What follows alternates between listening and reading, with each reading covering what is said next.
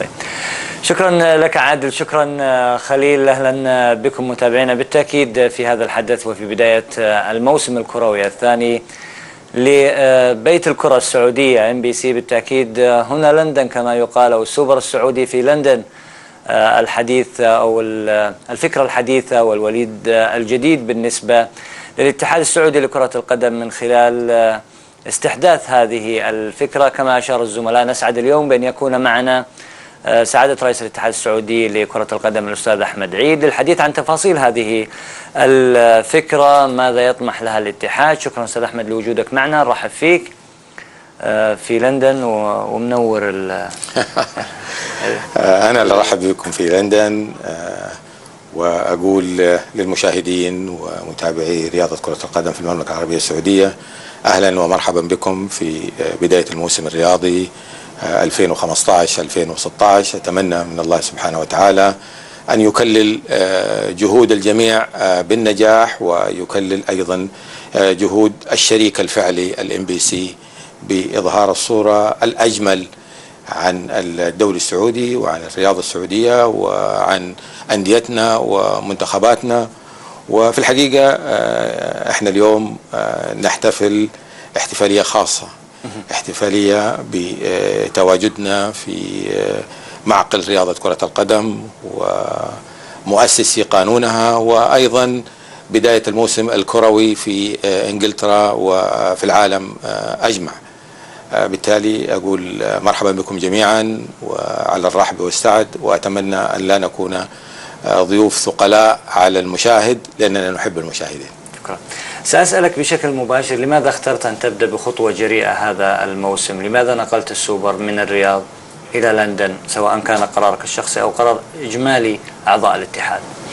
أولا كانت الفكرة بإقامة السوبر في أحد الدول الخليجية، وكان التحديد في مدينة دبي، ولعدة أسباب نقلت إلى لندن. السبب الأول تواجد الفريقين في أوروبا وفي أجواء تختلف تماما في مناخها عن الأجواء الحارة في مدينة دبي، وفي نفس الوقت كان الغرض من إقامتها هنا إعطاء صورة حضارية لرياضة كرة القدم خارج المملكة العربية السعودية، وأيضا الوصول إلى المبتعث السعودي.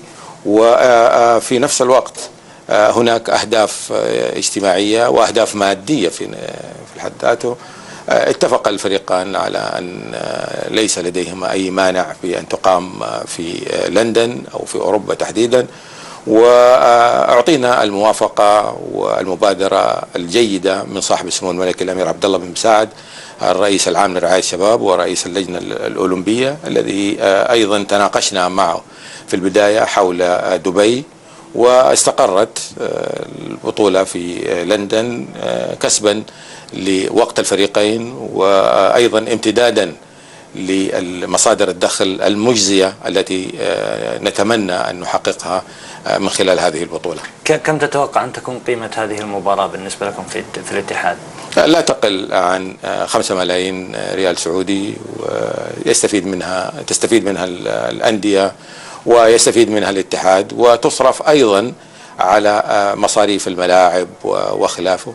النواحي المادية ليست بالأهمية الكبرى، ولكن متابعة اللاعب السعودي من خلال مشاهدته فعليا وهو يلعب في أوروبا. جاءني أكثر من اتصال اليوم وأمس من بعض وسطاء اللاعبين الذين يرغبون حضور هذه المباراة، وأعطيوا أيضا الدعوة بالحضور والمؤازرة. وفي نفس الوقت حدث قد لا يتكرر وقد يتكرر، وإن تكرر فإن شاء الله سنعمد على تطويره، وإن لم يتكرر فتجربة نتمنى أننا استفدنا منها واستفادت منها الأندية. هذه التجربة الجريئة كيف يمكن أن تقول أنها نجحت؟ يعني ستنتظر إلى نهاية المباراة أو نهاية الحدث حتى تحكم عليها بالنجاح، أم ترى بوادر نجاح من الآن؟ من الممكن أن تستقبل فكرة أخرى بداية الموسم القادم في نقل مباراة السوبر خارج المملكة؟ مقومات نجاحها أنا أعتقد في 3 نقاط.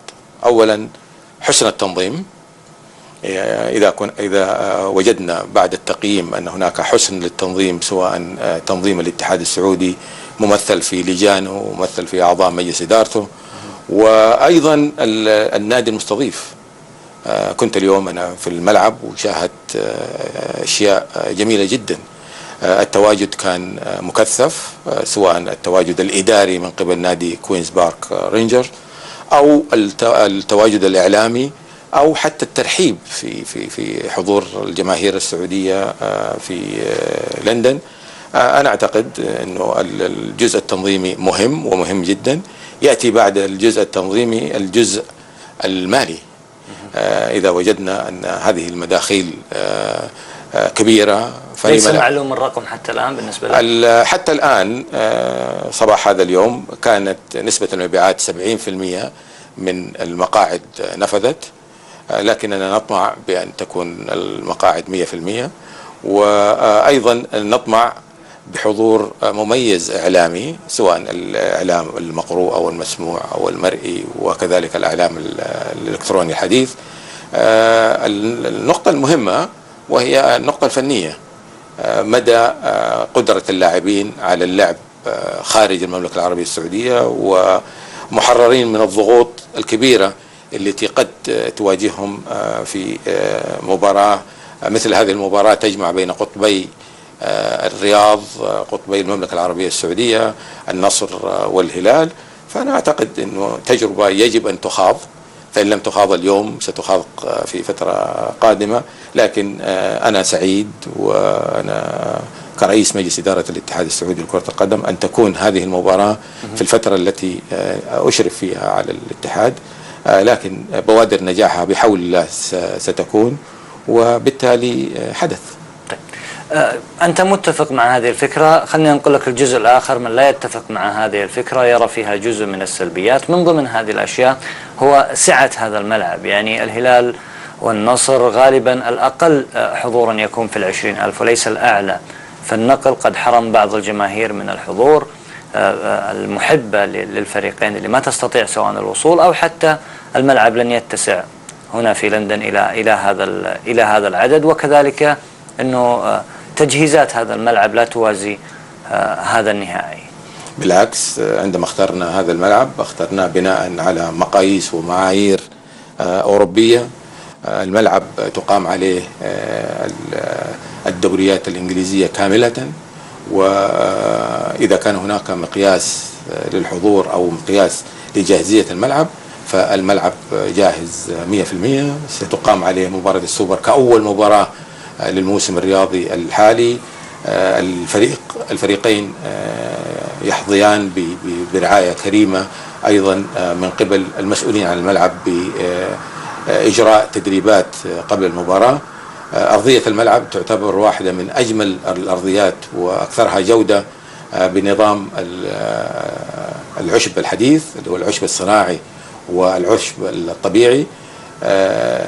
أنتم شاهدتم الملعب وإمكانياته. أنا أعتقد أنه ليس هناك سبب من الأسباب يؤدي إلى عدم جاهزية الملعب، وإن كان عدد الحضور الجماهيري يصل إلى 18,000، فقياسا للجماهير التي تحضر في استاد الملك عبد الله أو استاد الملك فهد، لكنها في النهاية الحضور الجماهيري إضافة، سواء كانت في المملكة أو في إنجلترا. من ناحية القيمة الشرائية، أنا أعتقد القيمة الشرائية التي طرحت على هذا الملعب تفوق القيمة الشرائية والتسويق الذي في أي ملعب من ملاعبنا في المملكة العربية السعودية.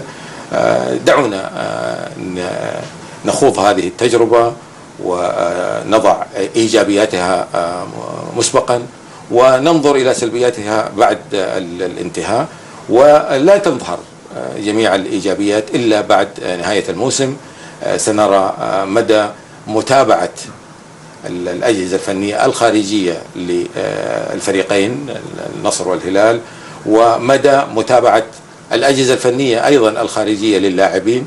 هناك مكتسبات لن تظهر هذه المكتسبات إلا بعد فترة طويلة. عشان أقفل موضوع السلبية في هذا الموضوع، المشاهد البسيط اللي ما يستطيع أن يحضر وهو عاشق للنصر أو للهلال ولن يستطيع بناء على هذه التجربة أن يحضر إلى هذا الملعب، وش ممكن توجه لهم الرسالة؟ أولا أحترمهم احترام كبير، وأقدر الكل الذي يحضر ويتكبد المصاعب سواء في ملاعبنا أو خلافها، لكني أؤكد لهم أننا سنعوضكم بمناسبات رياضية قادمة. سنعطي جل تجاربنا في إحضار فرق مستواها عالي للعب في المملكة العربية السعودية، لكن في النهاية أنا أقول أنكم في قلوبنا وفي مشاعرنا. أعطونا الفرصة في خوض هذه التجربة، فإن نجحنا فمنكم، وإن لم ننجح فتظل تجربة، لكننا في النهاية نقول أنتم أحبابنا وشركائنا. نعم. شكرا أستاذ أحمد، سنستمر إن شاء الله في هذا الحديث في السوبر السعودي في لندن ساعة يوميا عبر قنوات MBC برو سبورتس وعبر برنامج برو سنتر. فاصل قصير ومن ثم نكمل الحديث عن هذه المباراة. ابقوا معنا. شكرا رياض المزهر، أيضا شكرا لأحمد العقيل. ومن حيث انتهى رياض المزهر كان يتحدث الأستاذ أحمد العقيل عن ضيوف السوبر المتوقع حضورهم، وأنا أنقل ما دام أحمد العقيل مو راضي يعلمنا، لعل رئيس الاتحاد ممكن يخبرنا عن الدعوات اللي وجهت لهذه المباراة. مين دعيت من الضيوف اللي ممكن يحضروا خارج السعودية؟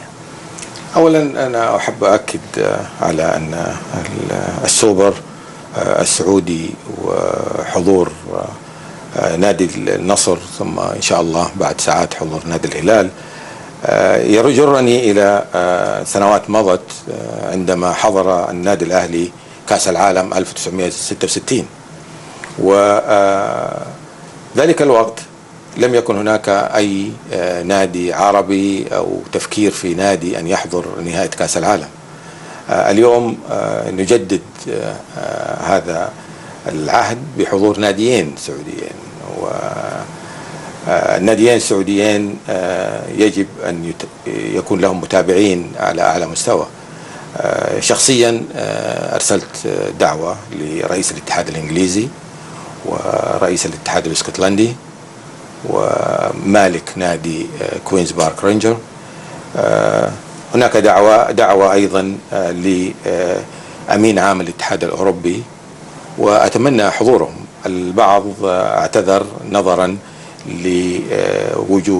لوجودهم خارج المنطقة في فترة الصيف وفي إجازات رسمية، لكن الجميع أشاد بالفكرة وأشاد. أنا سمعت مورينهو وسمعت بلاتيني وسمعت أسماء كثيرة قالوا فيها دعوات، ربما عن طريق الشركة الراعية، ربما عن طريق جهات أخرى، ولكن من دعوتهم رسميا هم من حددت أسمائهم، وجاءتني بعض الردود الإيجابية والتمني بأن تكون هذه المباراة فاتحة خير للاتحاد السعودي وللكرة العربية.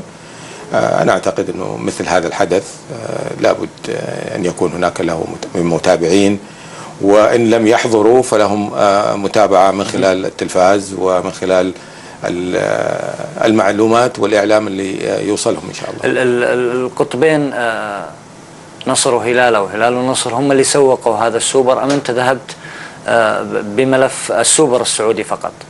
أنا ذهبت بملف السوبر السعودي، وأيضا وجود قطبين مثل الهلال والنصر. أنا أعتقد أنه التسويق كان أكثر مرونة وأكثر سرعة وأكثر استيعاب.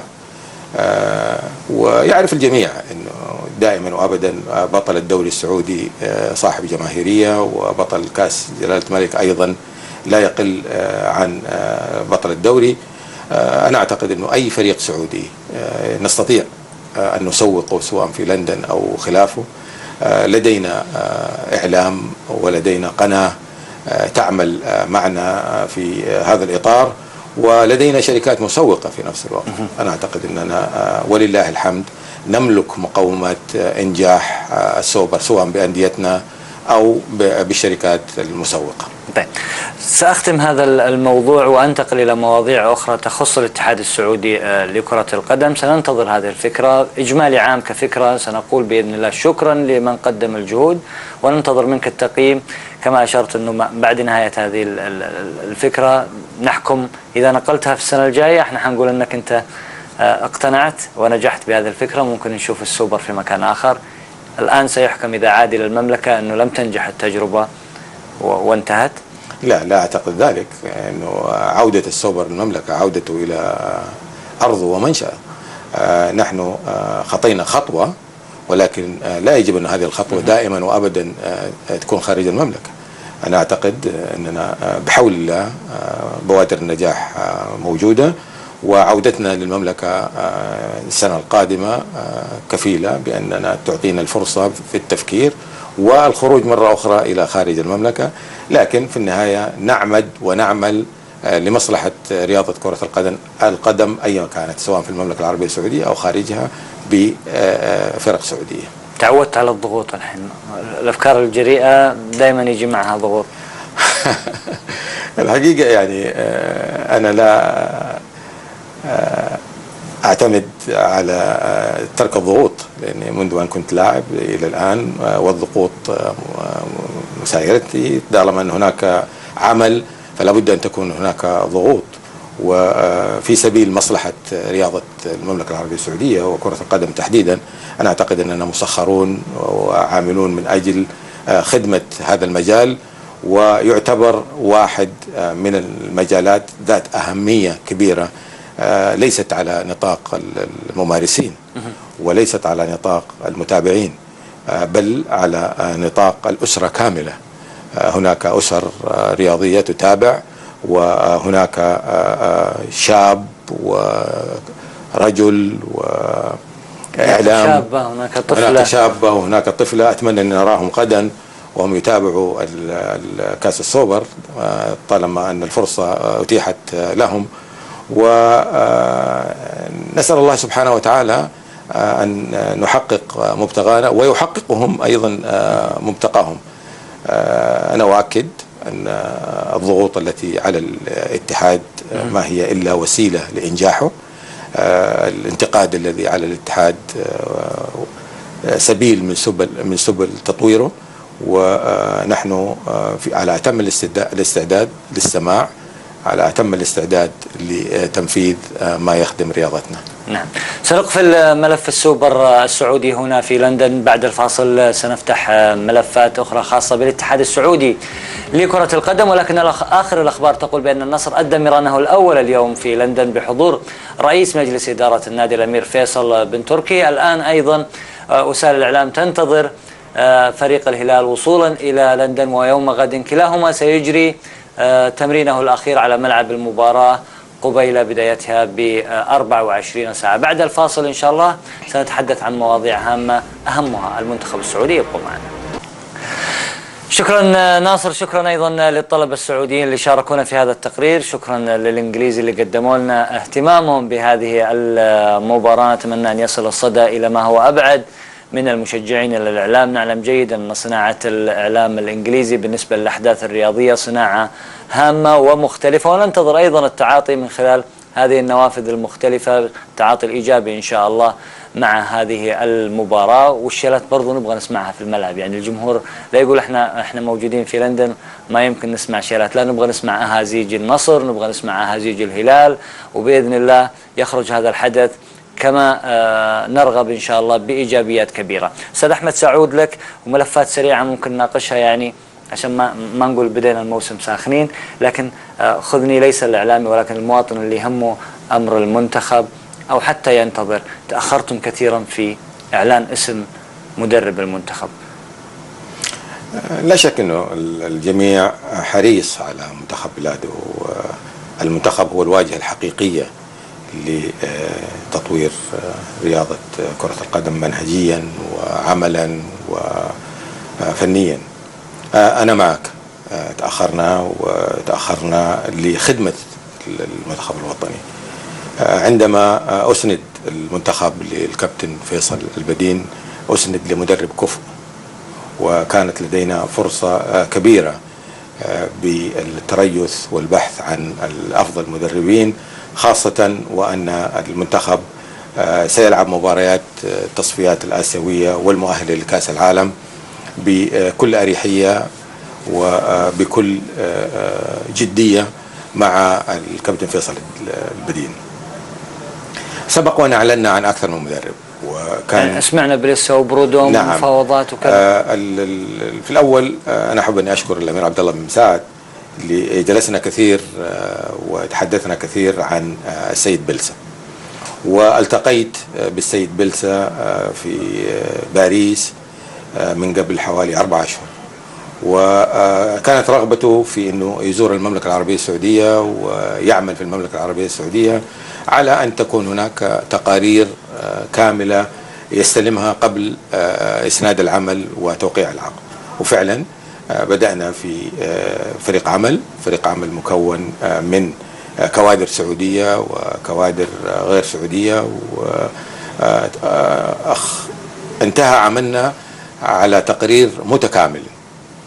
خلال هذه الفترة السيد بلسا واجهته بعض الإشكاليات مع نادي مرسيليا، ووصلنا إلى خط مسدود، بالإضافة إلى أن التقرير لم يكتمل بعد. انتهى التقرير قبل فترة وجيزة، وعرفنا مدى إمكانيات المدرب القادم لخوض الإشراف على المنتخب. بعد اعتذار السيد بلسا لظروفه مع نادي مرسيليا توجهنا إلى أكثر من مدرب، وانتظرنا حتى نهاية كاس كوبا أمريكا، وحددنا أفضل 4 مدربين أرجنتينيين اللي وصلوا للنهائي، باستثناء مدرب الأرجنتين اللي متواصل مع المنتخب بالإضافة إلى المدرب سابيلا. بدأنا المفاوضات، كان اللي ماسك الملف الأخ عدنان المعيبد، واشتغلنا الحقيقة شغل مضني، وواجهتنا بعض الإشكاليات من بعض المدربين بعدم الإلمام والمعرفة الكاملة بالوضع الاجتماعي في المملكة العربية السعودية. في جزئية بس في هذه، أنه أيضا المنتخب كثرة تغيير المدربين أصبح لدى من هم مدربين كبار، يعني يبدو لي بعد تجربة ريكارد الكل أصبح يضع أكثر من نقطة قبل أن يتولى مهام تدريب المنتخب السعودي كمدربين. احنا وضعنا آلية بأن يكون المدرب لا يقل عن 5 سنوات، ووضعنا أيضا برنامج حسب التقارير التي وصلتنا من السيد بلسا. اعتمدنا الحقيقة هذه الدراسات على اختيار المدرب، وأخذنا أشواط كبيرة في هذا. متى سنعلن عن مدرب؟ عندنا الآن مفاوضات جادة مع سابيلا، عندنا مفاوضات جادة مع سامبولي، وأيضا هناك أكثر من مدرب من البرتغال.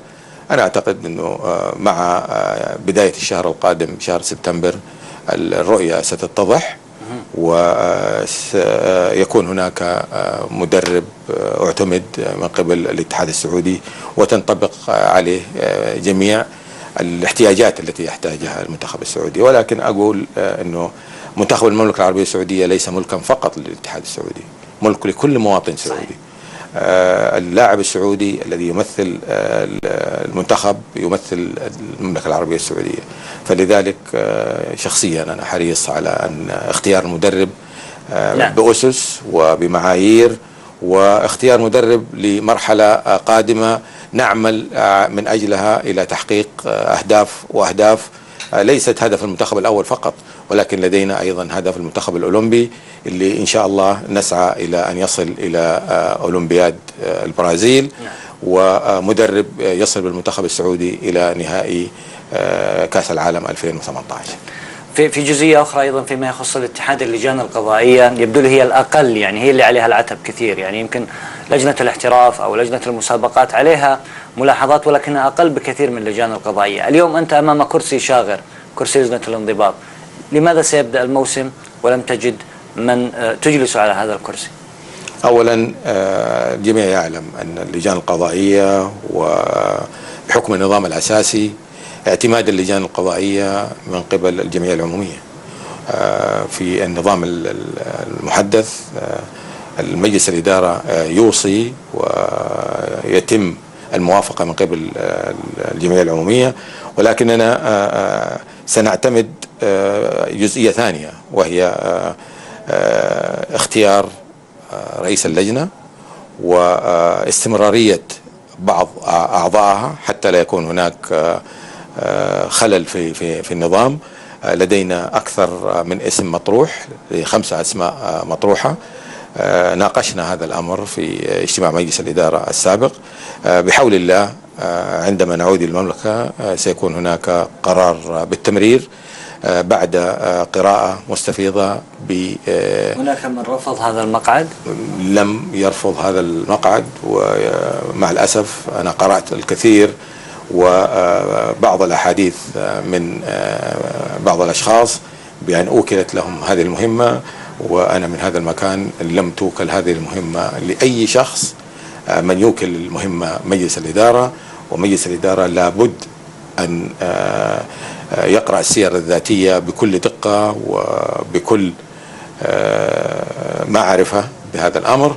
ومن في نفس الوقت أنا أقدم شكري وتقديري للأخ إبراهيم الربيش على العمل الذي عمله خلال الفترة، وأتمنى له التوفيق. كان صادقا في عمله وكان متعاونا مع الجميع. الظروف لم تخدم. أقول له شكرا وما قصرت، ولك منا التقدير. سأختم بجزئية أخيرة سريعا أستاذ أحمد إذا تكرمت. في جزئية لجنة المسابقات كان هناك رضا عام الحقيقة، ما نود يعني أن نقول ليس هناك رضا عام، لكن في جزئية فيما يخص النادي الأهلي قال بأن التسويق لديه تضرر، بأنه لا يوجد لديه مباريات كثيرة يوم الجمعة، لذلك تسويق هذه المباريات تضرر، ورفعوا لك تظلم بهذا الأمر. ماذا يمكن أن ترد؟ أولا لم يصلني تظلم النادي الأهلي، ويظل النادي الأهلي واحد من الأندية القيادية إدارة والقيادية ممارسة وتاريخا. لكن هناك عدة نقاط اعتمدت هذا العام من ناحية التسويق ومن ناحية النقل التلفزيوني وعدم تضارب المباريات الجماهيرية بعضها البعض. روعي أيضا الدوريات الأخرى كأس أوروبا وخلافه. لكن في النهاية هناك وقرار اتخذ من قبل لجنة المسابقات. رئيس مجلس إدارة الاتحاد السعودي لا يتدخل في أي أمر يخص اللجان. لجنة المسابقات هي اللجنة المفوضة بنقاش مع النادي الأهلي أو غيره من الأندية. أتمنى للنادي الأهلي التوفيق، وأتمنى لجنة المسابقات وجميع لجان الاتحاد التي تعمل ليل نهار في سبيل خدمة رياضة كرة القدم. أنا أشكرك الحقيقة أستاذ أحمد على تواجدك معنا. أتمنى إن شاء الله أن تنال هذه الفكرة إيجابيات أكبر، وأن نرى إن شاء الله أيضا خطوات جريئة من الاتحاد السعودي في قادم الأيام في تطوير كرة القدم السعودية، وليس فقط في تطوير خلينا نقول المباريات الخاصة بالفئة A أو الدوري أو حتى الكؤوس. شكرا لك أستاذ أحمد الوليد. شكرا لكم. ولا تنسى بأن الMBC والMBC برو شريك وشريك فاعل. عندما وقع العقد وقع على مبادئ وأخلاقيات وقيم. هذه المبادئ وهذه الأخلاقيات وهذه القيم نراها أمامنا اليوم. أنا أقدم شكري لكل العاملين على الMBC، وأقدم شكري على كل من ساهم معنا في إنجاح أو بوادر نجاح لموسم قادم. شكرا لكم. شكرا لكم التوفيق. شكرا أستاذ أحمد عيد. إذا متابعينا ساعة السوبر السعودي في لندن لهذا اليوم تنتهي. يوم غد إن شاء الله لنا لقاء آخر مع برو سنتر بشكل كامل وتغطية متكاملة، وفي الأخير سنكون من هنا من لندن. أعود مجددا إلى الزملاء في الاستوديو، ألتقيكم في مناسبة قادمة. إلى اللقاء.